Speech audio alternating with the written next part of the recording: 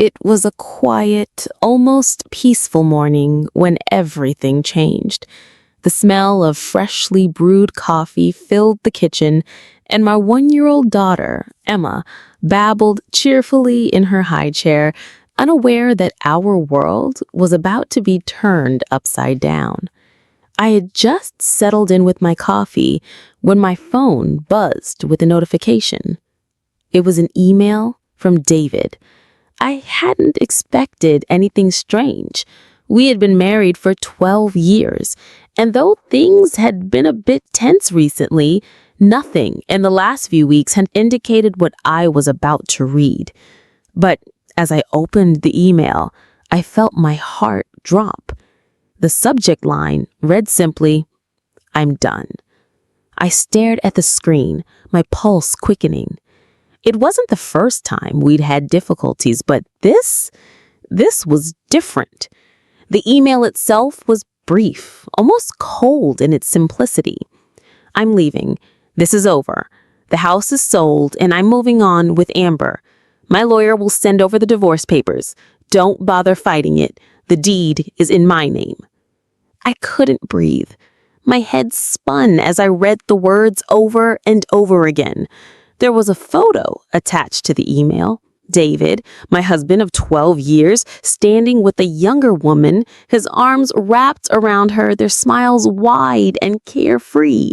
They were in front of our lake house, the home we had bought together only a year ago, the home where we'd spent countless weekends planning our future, talking about growing old together. But it wasn't just the photo that hit me like a slap across the face. It was the way David had ended things. With a single, dismissive email.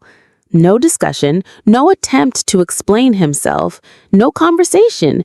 Just a cold, cruel message that upended everything.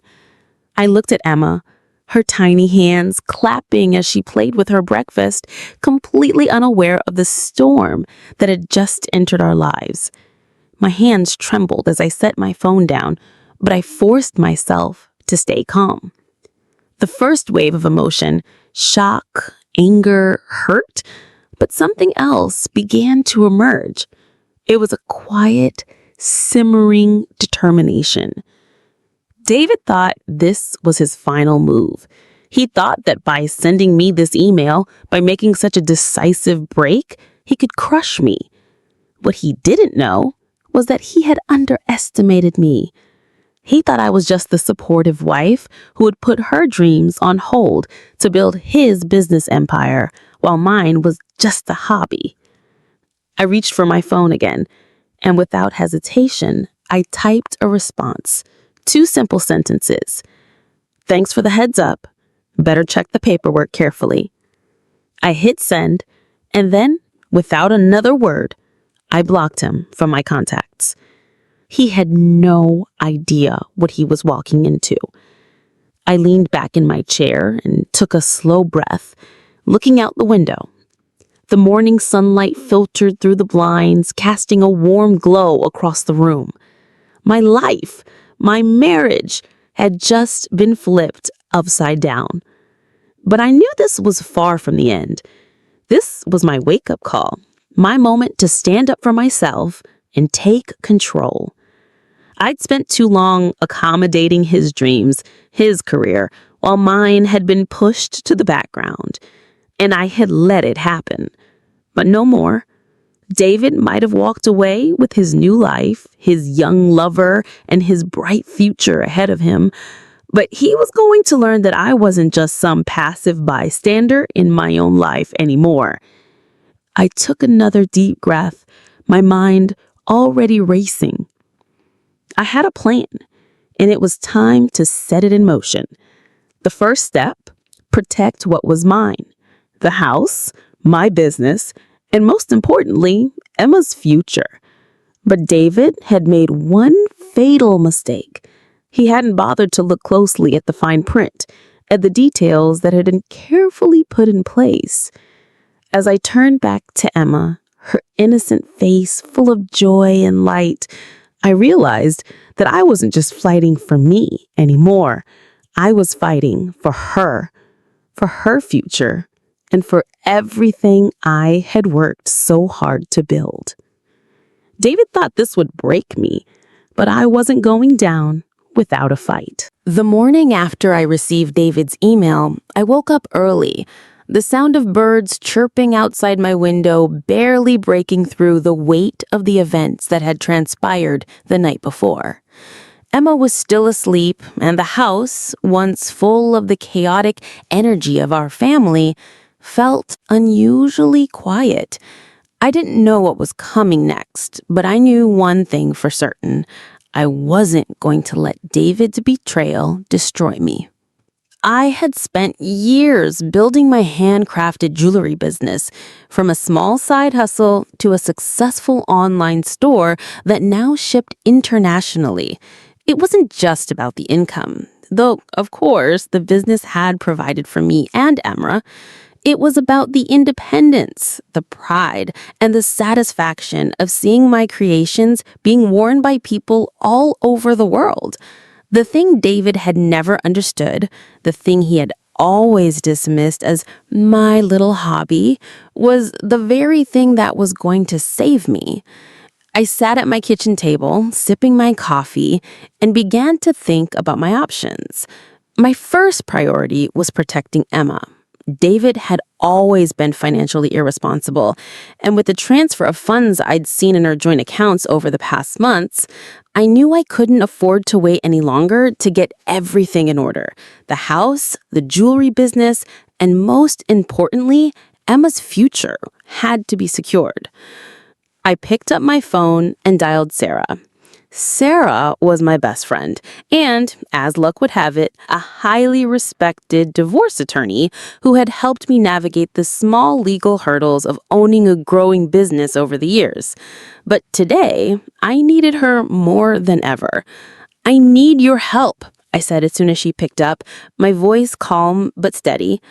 "I'm being blindsided by David. He's trying to take everything, but he made one big mistake. He's underestimated me, and now I need to make sure everything I've worked for is protected." She paused for a moment, sensing the gravity in my voice. "I'm listening," she replied, her voice warm and reassuring. "What do you need?" I took a deep breath and began laying out everything that had happened. The note, the house sale, the suspicious bank transfers.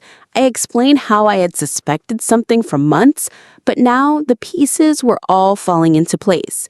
The time had come to take control. "I need to protect the house, my assets, and my business, and I need you to help me set up the divorce paperwork and a strategy to keep David from taking anything from me." "You're smarter than you realize, Nina," she said after a pause, her voice warm and reassuring. "We've got this. You've built a solid foundation with your business, and your legal protection is stronger than you think. The house is in your name, so that's step one. Let's take it slow, stay focused, and make sure David's move doesn't backfire on him." I hung up with a sense of relief, but a knot of uncertainty still twisted in my stomach. My mind was racing with thoughts of the legal battle ahead and what I needed to do next. I spent the rest of the day gathering all my documents, financial statements, proof of the house's purchase, and most importantly, the emails I'd been carefully archiving over the last several months. I'd saved all the communications with the real estate agent, Marcus, and I now carefully filed everything away in a folder marked David. It wasn't just about protecting my business. It was about protecting my dignity, my future, and Emma's future. I wasn't going to let David get away with treating me like a pawn in his game. He thought he could throw me out like an old possession, but he had no idea how much strength I had within me. As the sun began to set, I sat in my home office, the weight of the day finally catching up with me. My fingers hovered over my laptop as I drafted an email to David, letting him know that I'd received his note and was taking action. But I wasn't going to send the email just yet. No, I was going to play this carefully. I needed to give David the illusion of control. I needed him to believe that he was still in charge, that he had the upper hand. I was going to use his arrogance against him. Later that evening, I received another text from David. His anger and frustration were evident in every word, and his attempt at forcing me to sell the house was becoming more desperate. "Why haven't you signed the documents yet? This is your last chance, Nina. Don't make me take legal action." I didn't respond immediately. I let the message sit for a moment before typing a calm, measured response. "I'm not sure what you're thinking, David, but you might want to double-check your paperwork. Just because you say something doesn't make it true. I'll let you know when I'm ready to discuss this." I sent the message and, once again, blocked his number. But this time, there was no panic, no doubt in my mind. I wasn't going to allow his cruelty to define me. I was going to take control, and soon I would show him just how wrong he had been to underestimate me. As I lay in bed that night, a sense of calm came over me. The storm that had been brewing for months was finally here, and I was ready. The following days would be critical, but I had one advantage that David hadn't counted on. I knew exactly how to navigate the business world and its legal landscape. I'd built something from the ground up, and now I was about to use all my knowledge and resources to take back what was rightfully mine. In the silence of the night, I closed my eyes and whispered softly to myself, "This isn't the end. It's just the beginning." The next morning, I woke up with a renewed sense of purpose. The note from David, the cruel, dismissive words he'd scrawled in haste, had left me shaken for only a brief moment. Now it fueled me. This wasn't just a personal betrayal. This was about fighting back, proving to myself and to David that I was far more than the housewife he thought I was. I started my day early, sitting at my desk with a cup of coffee in hand and my laptop open. The house was quiet, with Emma still asleep in her room, the peace of the morning giving me space to think clearly. I opened my email and, for the first time, typed David's name into the recipient field. But I didn't send anything yet. Instead, I took a deep breath and scrolled through the documents I'd spent the past several hours gathering. Everything was in order, but I needed to make sure it was airtight. First, I reviewed the refinancing paperwork. The house had been refinanced solely in my name during the renovation. I wasn't sure David had fully understood the implications of that. He had been too busy planning his affair with Amber, spending his nights at the lake house or working late at his office, when all along I had been quietly securing my future. Next, I reviewed the documentation from my business, the records of every piece of jewelry I had crafted, the orders I had filled, the profits I had earned. What David didn't realize was that his dismissal of my business as a hobby had only made me stronger. It had made me more determined to succeed. I had built something meaningful from the ground up, and now it was time to protect it. I pulled up the security camera feed from the lake house again, which I had installed secretly after David had insisted on handling the house on his own. I'd seen enough to confirm my suspicions. David had been slowly moving his things into the house with Amber. There was no way I was going to let him get away with this. With everything prepared, I made my first call of the day to Sarah. "Hey, it's Nina. I've got everything we need. I've got proof of the house being in my name, documented the money transfers, and I've got evidence of David's behavior over the past few months. I think it's time we move forward with the divorce papers. I want to do this the right way.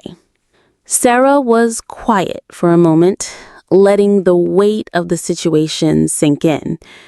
Then she responded, her voice filled with support. Absolutely. We've been preparing for this. I'll have the documents ready, and we'll file them today. But Nina, you're right to focus on the house. That's your biggest asset. And if David tries to pull anything with the business or the house, we're ready. I ended the call and sat back in my chair. David had underestimated me for years, but this time he was going to realize just how wrong he was.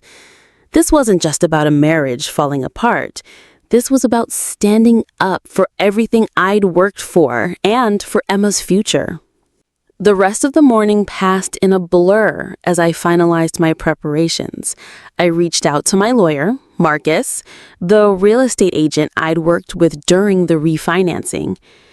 I needed him to confirm that the paperwork was fully in my name and to make sure he knew I wasn't going to sell the house. He confirmed everything was in order and reassured me that there would be no issues on that front. Just as I was finishing up, I got a call from Janet, my sister. Hey, Nina, I just got off the phone with a few friends who work at the bank. They've seen a lot of withdrawals from your joint account. Big sums of money, too. Something's off, Nina. You need to be careful. Her words hit me like a ton of bricks. I had suspected for a while that David had been diverting funds behind my back, but hearing Janet confirm it made everything real. I wasn't just fighting for my house. I was fighting for everything I had worked for and for Emma's future.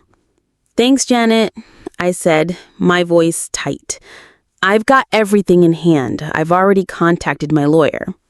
By the time I was ready to meet Sarah later that afternoon, I felt a sense of calm determination.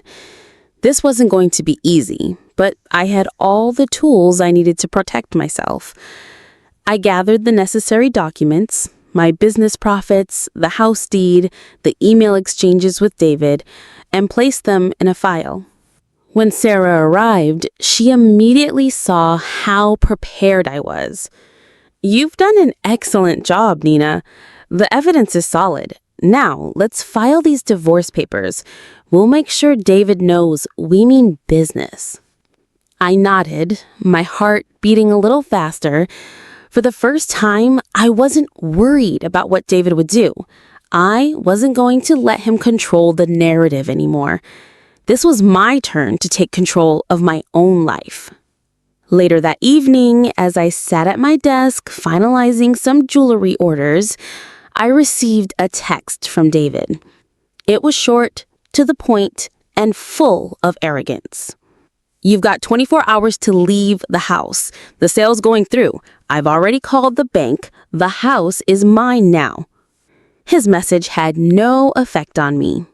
Instead, I took a deep breath and replied, You've clearly missed something, David. I don't think you've read the paperwork. Check your email carefully. I hit send, blocking his number again, feeling a rush of satisfaction at how in control I felt. The tables had turned, and this time I was the one with the upper hand. I spent the rest of the evening calmly preparing for the next step. Tomorrow would be the day that David would learn the consequences of his arrogance, and I would be ready. I looked over at Emma, peacefully asleep in her crib, and smiled. This was for her. This was about showing her that she could be strong, that she could stand up for herself, and that she deserved nothing less than respect. The next day, I woke up early, feeling the calm resolve from last night settled deep in my bones. David thought he could make everything his by using his arrogance and money, but I had a plan. Now it was time to put it into motion. I had everything I needed: proof, knowledge, and the backing of Sarah, my lawyer. All that remained was to outplay him at his own game. I dressed in something simple yet empowering, dark jeans and a fitted black blouse. A little part of me wanted to dress down and remain unnoticed, but the other part, the part that was done being invisible, done playing the obedient wife, wanted to stand tall and proud. This was the new Nina Parker, the one who didn't shrink from her strength. I spent the morning reviewing everything again. The documents proving I was the rightful owner of the house, the bank statements showing the suspicious transfers David had made, and the emails where he'd made promises that didn't match up with his actions. Every shred of evidence was there, carefully preserved, each item a piece of the puzzle that would bring him down. At 10 a.m., Sarah called to check in. "I'm ready to file the divorce papers, Nina. I've got the documents prepped. You're going to be just fine." Her confidence gave me a boost, but it didn't erase the tension in my stomach. I knew that after today, everything would change. David's control over me would be a thing of the past. The house, our home, would no longer be his to claim, and neither would my business. "I'm ready," I said, my voice steady. The moment I stepped into Sarah's office, I felt the weight of the situation hit me again. This wasn't just about a divorce anymore. This was about defending my life, my work, and my future. Sarah was already sitting behind her desk, looking over the paperwork I'd gathered. She had a stack of documents for me to sign, legal language, contracts, everything that would bind this fight in a court of law. She handed me a pen. "It's time," Sarah said, with a small, encouraging smile. "Let's make sure he can't run away with your life this time." I nodded and signed the papers with the weight of conviction. There was no hesitation. This was the final step toward reclaiming my power. After signing the divorce papers, Sarah made a few calls while I sat quietly in the corner, reviewing my options. As much as I felt ready to fight, I couldn't help but feel a pang of sadness. The years I had spent with David, trying to make things work, trying to be the good wife, the supportive partner, seemed so distant now. But that was the past. I had a future to focus on now.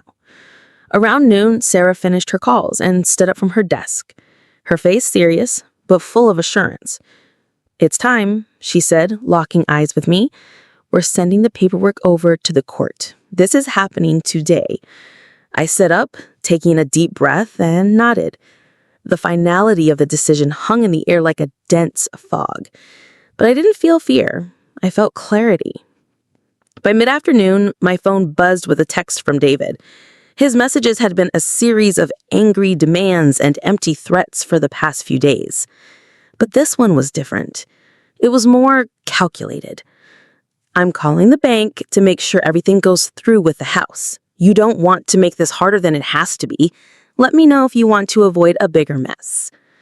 The arrogance in his message made my blood boil, but I didn't respond. This is just his attempt to intimidate me into submitting. He had no idea what he was up against. Instead, I walked to my home office and pulled up the email Sarah had prepared to send to the board of directors. The email was a bombshell.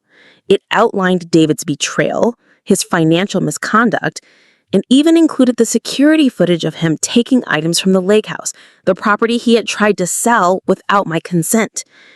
The moment the email went out, everything would change. I hit send. The email was on its way. An hour later, my phone rang. It was David. I didn't hesitate. I picked up the phone, fully aware of what was coming. "What have you done?" he demanded, his voice frantic. "Why haven't you signed the papers? Why are you trying to make this so difficult?" I remained calm, my voice steady as I replied, "I'm not going to sign anything, David, until you understand the full consequences of your actions. You thought you could just walk away with everything, my house, my business, but I've already sent everything to the board. You've crossed a line you can't come back from." His silence on the other end of the line spoke volumes. He was unraveling, just like I knew he would. "You think you can control everything, don't you? But here's the reality. The house is in my name, the business is mine, and I've already made sure everything is protected. You won't be taking anything from me. Not now, not ever." He started to shout, but I hung up, cutting him off mid-sentence. The next few hours were a blur. I sat in my office making sure everything was in order. I glanced over the contracts that were about to be filed in court, confirming my position. Sarah kept me updated on the legal proceedings, and by the time evening rolled around, it was done. David's world was crumbling. His lawyers called, threatening to counter the evidence I had sent him, but it was clear they didn't have the grounds to fight back. I had him cornered, and he knew it. As I sat in my office, looking over the final documents and messages, a sense of peace washed over me. This wasn't about revenge. This was about taking back control of my life. The chaos and anger that had consumed me in the past few days began to dissipate, replaced by a quiet confidence. I had done it. I had fought back. Tomorrow I would wake up free from the shackles of David's manipulation. Tomorrow I would focus on rebuilding my business, growing my success, and protecting the future I had built. And most importantly, I would teach my daughter, Emma, that no matter what anyone else tried to take from her, she was strong enough to stand up for herself. David might have thought he won when he walked away from our marriage, but the truth is, he'd already lost. And I was just getting started. The days that followed the email to the board of directors were some of the most intense of my life. But with every passing moment, I felt the weight lifting off my shoulders. What I had anticipated as a long, drawn-out battle turned into something far more immediate. David's arrogance had backfired spectacularly, and now it was time for the rest of the world to see him for who he truly was. By Monday morning, I received a call from Sarah. Her voice was professional, but I could sense the satisfaction behind it. "The board has called an emergency meeting, Nina," she said. "They're already looking into the evidence you sent them, and David's position is looking more and more precarious." I couldn't help but smile at the news. For months, David had treated me like I was some secondary character in his story, assuming I would simply fall apart when things went south. But what he never realized was that I was the one holding the pen. The story was mine to write, not his. "I knew they would," I replied calmly, letting out a breath I didn't even realize I'd been holding. "And I'm sure it's only the beginning. Let's keep the pressure on." By that evening, the situation had escalated. News of the board's emergency meeting and the emails I had sent them had spread like wildfire throughout our professional circles. Former colleagues reached out, expressing their support, and it seemed like every person I had ever met in business had something to say about David's sudden downfall. But none of that mattered. What mattered was the next step. I spent the evening at home, finalizing details for the next phase of my plan. It wasn't enough to just protect my assets. I needed to make sure that David couldn't harm me or my business further. So, I called in the best. I'd already hired a forensic accountant to go over the finances with a fine-toothed comb. The goal wasn't just to secure my future, it was to expose every hidden transfer, every attempt to manipulate the system, and every illegal move David had made over the years. I had a secret weapon, and I wasn't afraid to use it. The next morning, I met with Sarah and the forensic accountant, Jacob, in my home office. We reviewed every transaction, every bank statement, every shady deal David tried to hide. And there it was, a series of transfers from our joint accounts, neatly organized and painstakingly hidden. But not anymore. Jacob looked up from the reports. "There's more than enough evidence here to bring a case to court, and we haven't even touched on the business dealings." I nodded, feeling the weight of his words settle on me. David's not going to get away with this. As I was reviewing some more documents, my phone buzzed with an incoming message from a blocked number. It was from David. "You think you're so clever, don't you? You've crossed a line now. This isn't over." I didn't even flinch. His threats no longer had the power they once did. Instead, I hit delete and went back to work. The truth was, there was no turning back for him. David had played his cards, and he had miscalculated every single one. Later that afternoon, I received a call from Marcus, our real estate agent. His voice was shaken. Nina, I just wanted to apologize again for what happened. I didn't realize the situation was as bad as it's become. I've heard from several people that David's been lying, trying to push things through behind your back. I'll support whatever you need going forward. Thank you, Marcus, I said calmly, though inside I felt a small wave of gratitude. It wasn't just about the house anymore. It was about the people who'd supported me all along, the ones who saw through David's lies and manipulations. Just before dinner, I received a message from Sarah. She'd been in contact with David's lawyer and had received some unexpected news. They're trying to negotiate a settlement, Sarah said, her voice laced with a mixture of amusement and disbelief. David's lawyer has asked if you'd consider accepting a financial settlement in exchange for dropping the case. I felt a small laugh bubble up. He thinks I'm going to just roll over and take the money after everything he's done?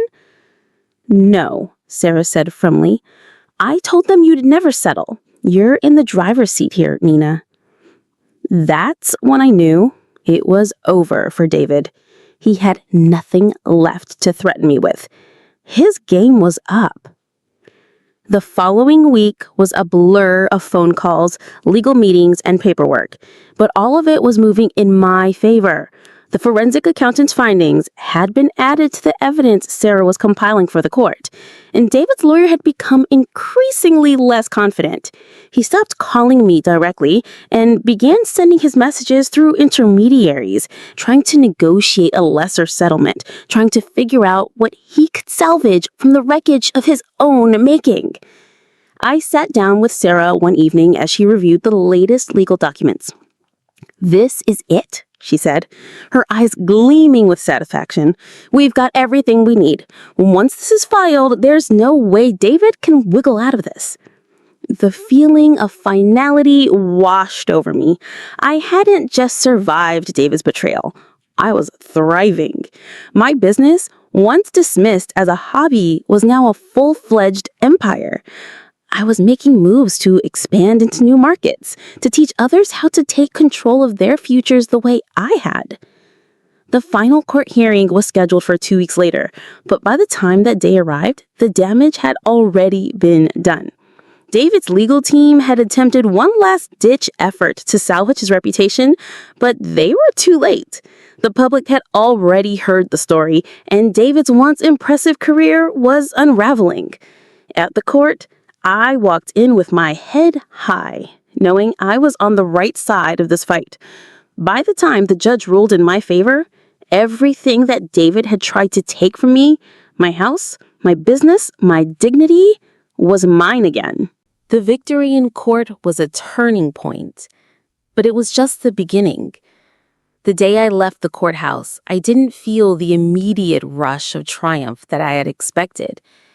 Instead, there was a quiet satisfaction, a deep sense of relief. After months of fighting, of preparing for the worst, I had finally taken back control of my life. It felt surreal. The tears I had expected to cry in the courtroom never came. Instead, I found myself calm, almost serene. David's life, on the other hand, had completely fallen apart. His betrayal, his arrogance, and his lack of foresight had all led to this moment. His once promising career was in shambles, and his name, once respected in the industry, was now synonymous with deceit and financial misconduct. In the weeks following the court ruling, I focused entirely on my business. My jewelry line, once a passion project, had become my full-time focus. The publicity from the divorce proceedings and the subsequent legal victory had attracted more attention to my brand. What had once been dismissed as just a hobby was now being taken seriously. Orders were pouring in, and I was expanding my team to handle the increased demand. For the first time in years, I was doing what I truly loved without the burden of hiding my success or shrinking in David's shadow. I also started offering workshops for aspiring jewelry makers, teaching them the skills I had honed over the years. What began as a way to give back quickly turned into something far more fulfilling. Women from all walks of life came to my classes, some wanting to start their own businesses, others simply eager to learn a new craft. I saw a little bit of myself in each of them, the same uncertainty, the same hesitation. And just like me, they too were finding their strength. One evening, after a particularly successful class, I sat at my desk in my new home office, which overlooked the serene backyard. My heart swelled with pride as I looked at the orders on my computer screen. The space was mine, every corner, every detail. This house that once had been a symbol of my failure in a marriage I didn't control had now transformed into a sanctuary. It was a place where I could create, a place where I could breathe freely without the toxic influence of someone who never believed in me. Just then, my phone buzzed with a message from Sarah. Got a call today from David's lawyer. They're asking about the house, the funds, and the legal documents. It seems he's finally getting the picture. I suspect he's trying to figure out how much he's truly lost. I smiled at the message, shaking my head. How typical.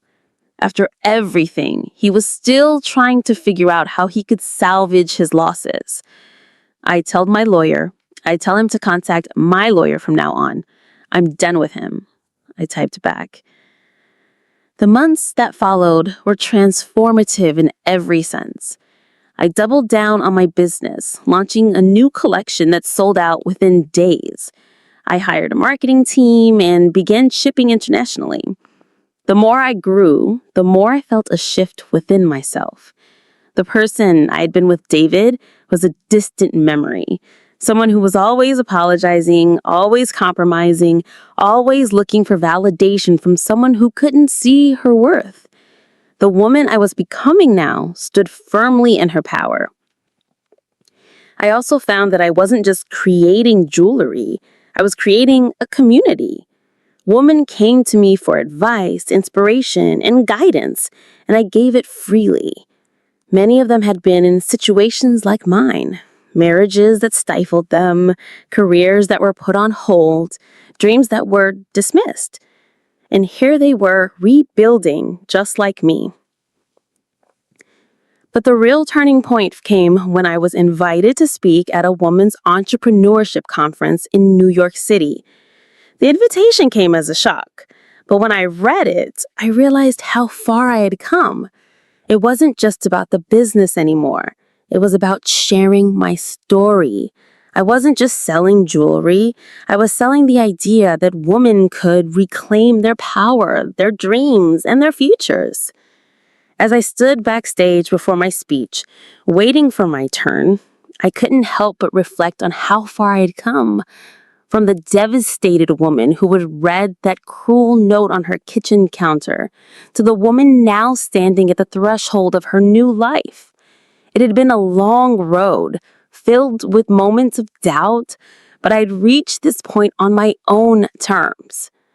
When I stepped onto the stage, the applause was loud, but what mattered most wasn't the recognition. It was the connection I felt with the audience. I shared my story of transformation, of reclaiming my life, and of the strength I found in rebuilding from the ashes of my old life. The feedback was overwhelmingly positive, and I left the stage feeling like I had truly found my purpose. The next day, I received a call from a major retailer who wanted to carry my line in their stores. It was a moment of validation, not just for my business, but for myself. I was no longer defined by my past. I was no longer defined by David's cruelty or his attempts to control me. 6 months later, I stood in the same office I'd once shared with him, but now it was mine. It was my business, my dreams, and my future. The house I'd fought so hard to keep was no longer a burden. It was a symbol of my victory. As I closed the door to my office, I thought about the journey I had been on, the heartache, the betrayal, the long nights of doubt, and how all of it had led to this. I had fought for my future, and now I was living it. The best part? I did it without needing anyone's approval.